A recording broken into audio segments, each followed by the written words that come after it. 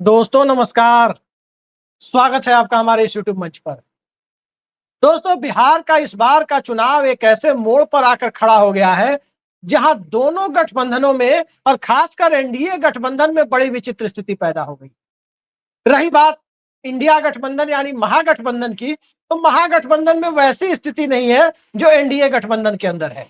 महागठबंधन में कम से कम घात प्रतिघात का दौर कहीं से दिखाई नहीं दे रहा।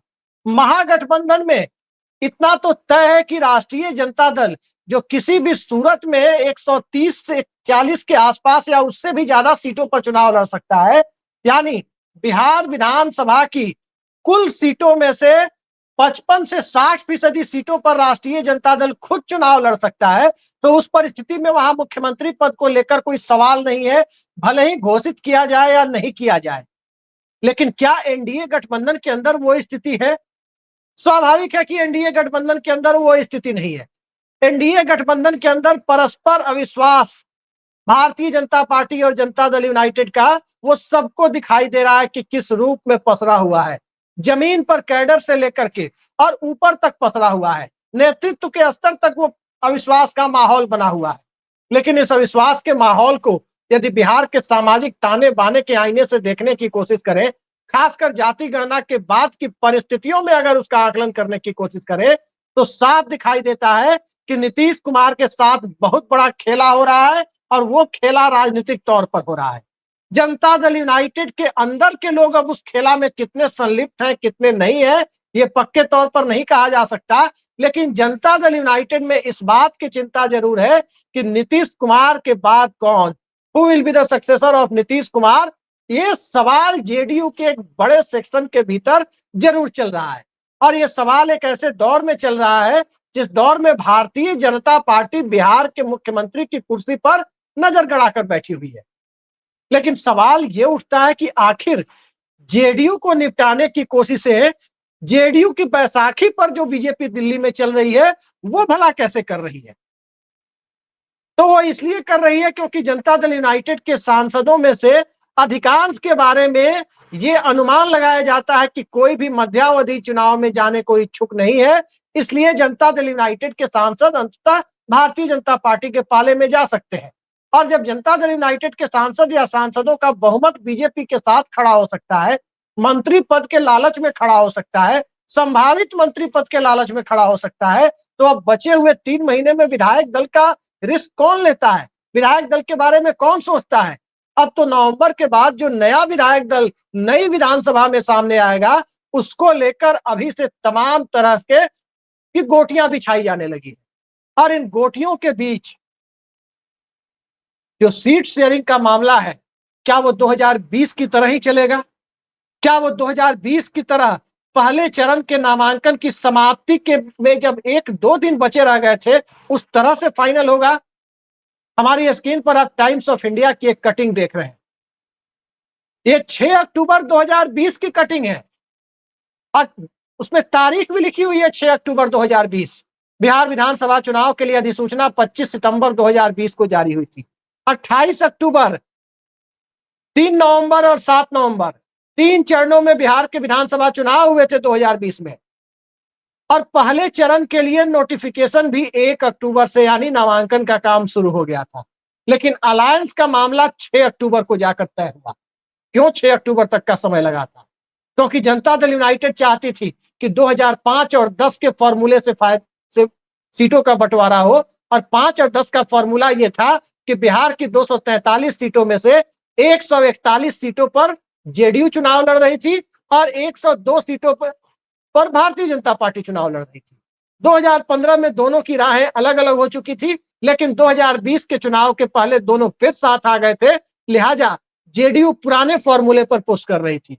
लेकिन उस वक्त चुनाव प्रभारी बनाकर बिहार चुनाव में कुछ विशेष टास्क के साथ महाराष्ट्र के पूर्व मुख्यमंत्री जो फिर से मुख्यमंत्री हैं, देवेंद्र फडणवीस, उन्हें पटना भेजा गया था। और फिर जो हुआ वो सबके सामने हुआ, कहीं छिपी हुई बात नहीं है कि बातचीत लगभग टूट गई थी। और बातचीत चुनाव के मौके पर इस रूप में टूटी थी कि ऐसा लगा कि दोनों पार्टियां अलग अलग जा सकती हैं।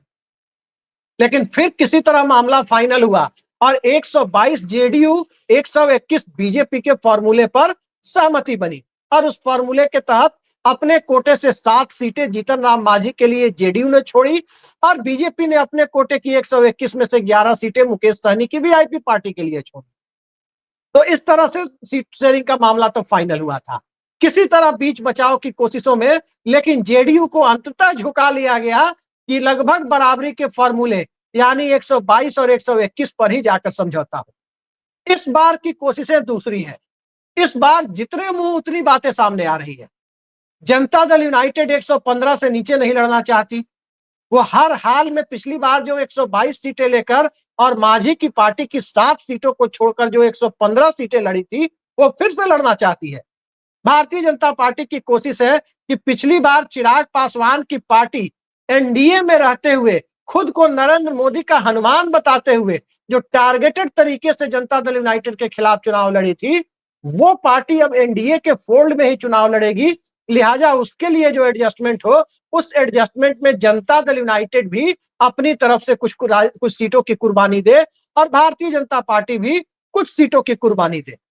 लेकिन इस सीटों की कुर्बानी में अंततः एक दो चीजें इस रूप में सामने आ रही है जिसे देखने के बाद लगता है कि नीतीश कुमार के सामने आगे कुआं और पीछे खाई की स्थिति पूरी तरह से आकर खड़ी हो गई है। और वोटर लिस्ट का मामला एक तरफ, नाम काटे जाने जोड़े जाने और वोटर लिस्ट के स्पेशल वेरिफिकेशन का मामला दूसरी तरफ, और इन सब के आगे एनडीए के अंदर जनता दल यूनाइटेड की कटाई छटाई का प्रोसेस तीसरी तरफ।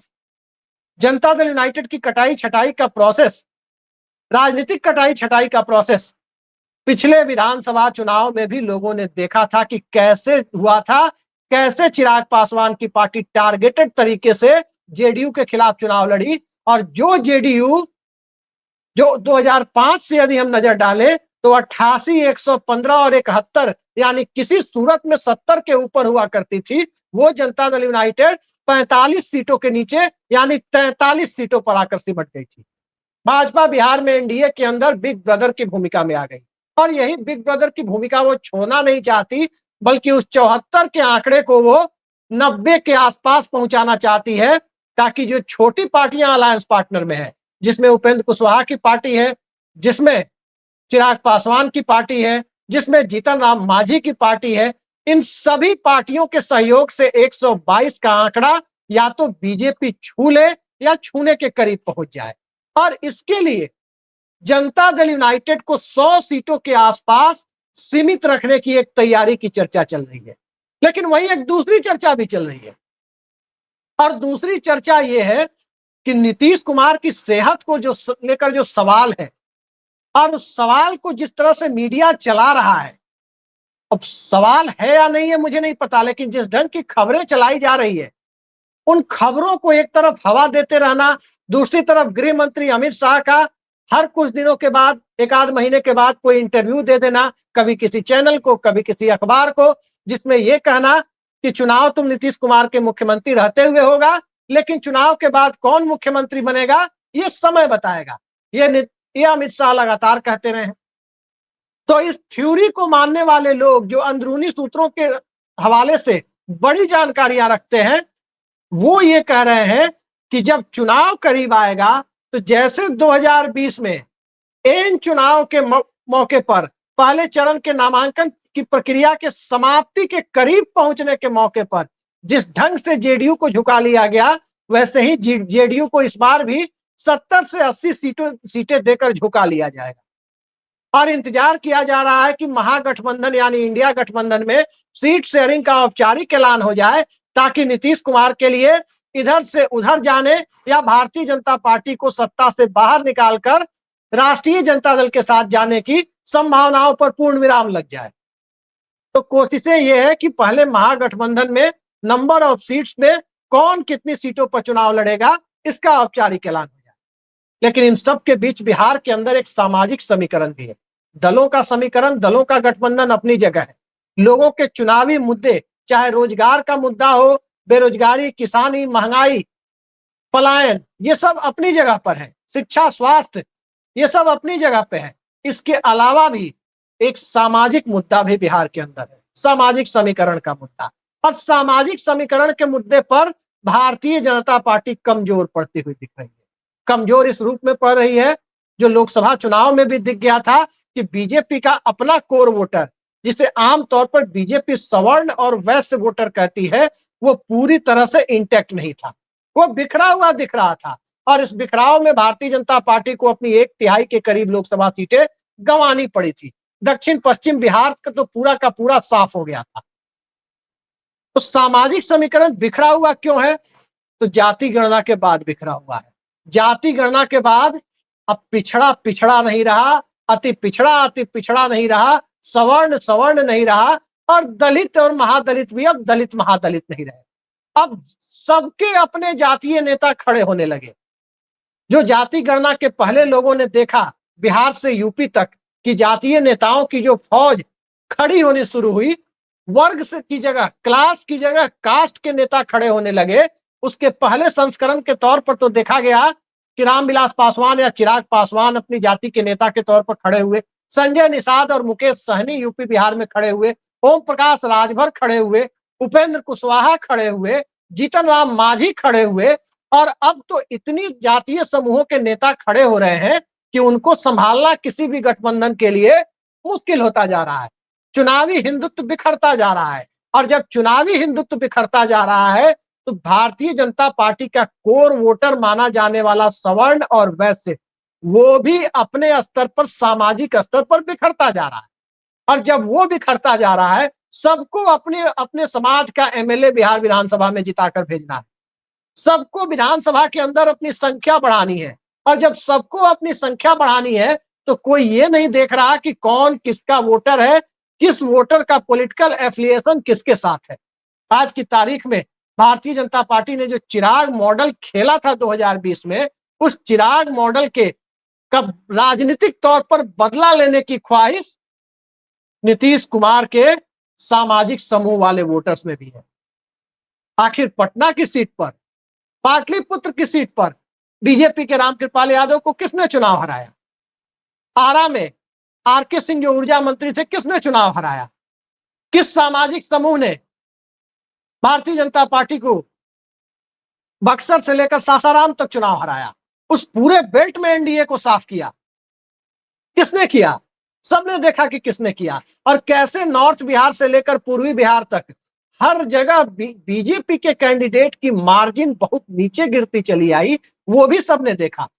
तो लोकसभा चुनाव जो एक झांकी के रूप में दिखाई दिया, अब साफ दिखाई दे रहा है कि उस ट्रेलर, उस झांकी की पूरी पिक्चराइजेशन, पूरी फिल्म, पॉलिटिकल फिल्म इस विधानसभा चुनाव में दिखनी है। और जनता दल यूनाइटेड ने भी अपनी तरफ से नया खेल खेलने की तैयारी कर ली है। लेकिन सवाल यह है कि जेडीयू का वोटर सबसे ज्यादा संवेदनशील वोटर, राजनीतिक तौर पर सबसे ज्यादा कमजोर पायदान पर बिहार के तीनों दलों में, राष्ट्रीय जनता दल, बीजेपी और जेडीयू में, मौजूदा दौर में जेडीयू खड़ी है।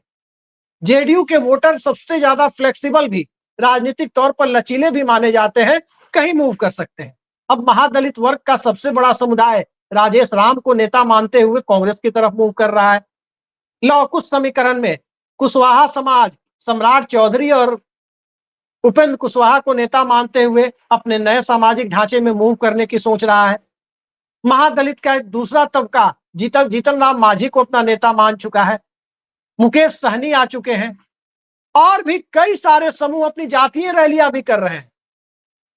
और जब इस तरह की परिस्थितियां विद्यमान हो गई है तो बिहार में वो तबका जो बीजेपी के खूंटे से बंधा हुआ था, यानी अपर कास्ट, जनरल कैटेगरी, उसे भी दिख रहा है कि बिहार विधानसभा के अंदर उनकी संख्या जो तकरीबन 65 विधायकों के आसपास की है, उसको बढ़ा के वो कैसे 90 तक पहुंचाए, कैसे 100 तक पहुंचाए, वो इस जुगत में लगा हुआ है। और जब कोई सामाजिक समूह रिप्रेजेंटेशन बढ़ाने की जुगत में लग जाता है तो फिर दलीय सीमाओं का बंधन उसके लिए टूटना एक स्वाभाविक प्रक्रिया का हिस्सा होता है, और वही उसके साथ हो रहा है।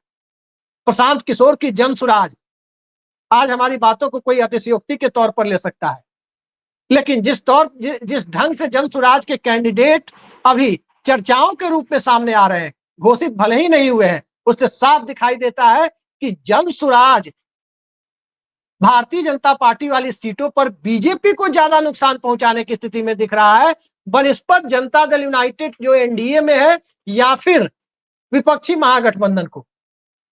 क्योंकि अब जो सामाजिक परिस्थिति है उसमें अल्पसंख्यक या यादव को टिकट देकर जन सुराज पार्टी के से जब पूर्ण विधानसभा चुनाव है, कोई उपचुनाव नहीं है, तो कोई यादव या कोई मुस्लिम मतदाता टूट करके जन सुराज के साथ जाएगा नहीं, क्योंकि उसके लिए लक्ष्य एनडीए को हराना है और एनडीए को हराने से भी ज्यादा बड़ा लक्ष्य भारतीय जनता पार्टी का मुख्यमंत्री बनने से रोकना है।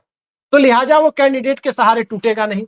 यादव समाज को तेजस्वी यादव को मुख्यमंत्री बनाना है और उन्हें ये टीस है कि पिछली बार महज 12,000 वोटों का अंतर था दोनों गठबंधन के वोटों में। यही कारण था कि सत्ता के बेहद करीब पहुंचकर तेजस्वी यादव मुख्यमंत्री नहीं बन पाए थे।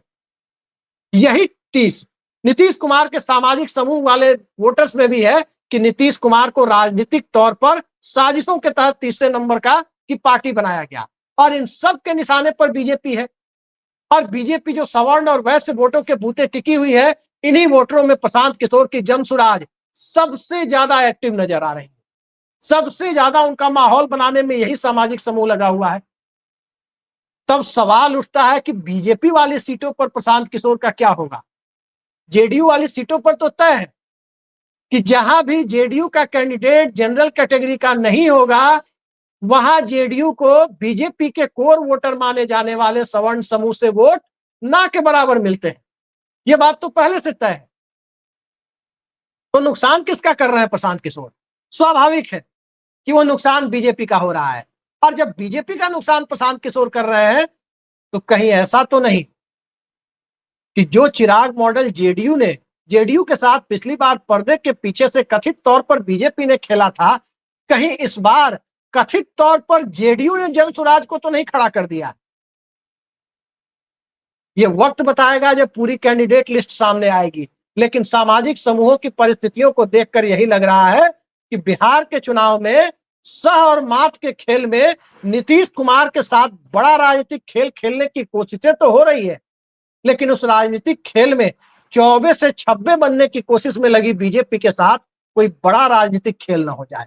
रही बात राष्ट्रीय जनता दल या महागठबंधन की, तो राजद के पास कम से कम राजद वाली सीटों पर जहां आरजेडी खुद चुनाव लड़ेगी, वहां तो एक सेट पैटर्न है सामाजिक समूह का, एम वाई समीकरण। अब उसमें वो बहुत बड़ा सेक्शन जोड़ नहीं पाती है। कोशिश करके जितना जोड़ ले वो उसके लिए बोनस है। इस बात को राष्ट्रीय जनता दल भी जानती है। कांग्रेस पार्टी जद्दोजहद कर रही है कि उसकी सीटों पर राजद का वोट तो मिले ही।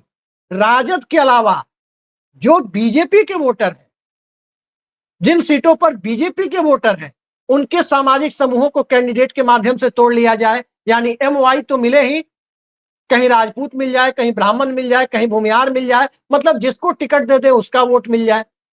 और इसके साथ साथ कहीं जहां बीजेपी के सामने चुनाव लड़ना है, वहां अति पिछड़ा जहां पर समीकरण फिट बैठता हो, वहां अति पिछड़ा भी लड़ा दो, ताकि नीतीश कुमार के कोर वोटर भी जो चिराग मॉडल के से अब तक आहत हैं, उनके जख्मों पर भी, उनके राजनीतिक जख्मों पर भी मलहम लगाने की पूरी गुंजाइश सामने से दे दी जाए।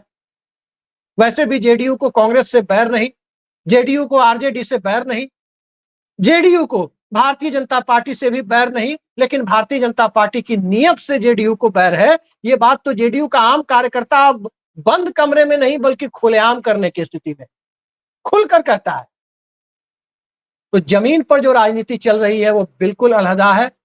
पटना में जो राजनीति चल रही है वो बिल्कुल अलग है। और जो राजनीति न्यूज रूम में बैठकर चल रही है, समाजवाद नमाजवाद भूल जाइए ये सारी बातें। समाजवाद की बात करने वाली पार्टियां भी अब समाजवादी नहीं रही, और नमाजवाद की बात करने वाले लोग भी कम से कम जाति गणना के बाद की परिस्थितियों में बिहार में जब ना कोई हिंदू बचा ना कोई मुसलमान बचा, सबके बीच अपने अपने जातीय खांचे में फिट होने की परिस्थितियां पैदा हो गई, तो फिर भारतीय जनता पार्टी के चुनावी हिंदुत्व के लिए कितना ज्यादा ऑक्सीजन बिहार की जमीन पर बचा हुआ है, इसका अंदाजा सहज ही लगाया जा सकता है। बाकी देखते जाइए, ये बिहार है और बिहार में कम से कम दिल्ली से की सत्ता से उलट जाने का मादा ना हो तो फिर बिहार की राजनीति की पहचान ही भला क्या है, बिहार की बिसात ही भला क्या है। तो बदलाव का रास्ता बिहार दिखाता है। तमाम तरह की साजिशों के खेल को का पर्दाफाश भी बिहार ही करता है। तो बिहार इस समय जो इस देश में सिर्फ बिहार की खबर नहीं बल्कि राष्ट्रीय राजनीतिक चेतना का एक सबसे बड़ा मंच बना हुआ है, उसमें अभी बहुत कुछ होना बाकी है। इतिहास की किताबों में भले ही अजात शत्रु बिंबिसार और नंद वंश के घनानंद के समय घात प्रतिघात का खेल लोगों ने पढ़ा है, फिल वक्त जो घात फिलहाल का घात प्रतिघात का खेल चल रहा है, वो खेल उससे कहीं ज्यादा दिलचस्प होने वाला है। तो कुर्सी की पेटी बांध लीजिए और अगले 4 महीने बिहार की गतिविधियां नरेंद्र मोदी को भी चैन से नहीं सोने देंगी, तो राहुल गांधी को भी चैन से नहीं सोने देंगी। देखते जाइए क्या होता है आगे। आज के लिए इतना ही। नमस्कार।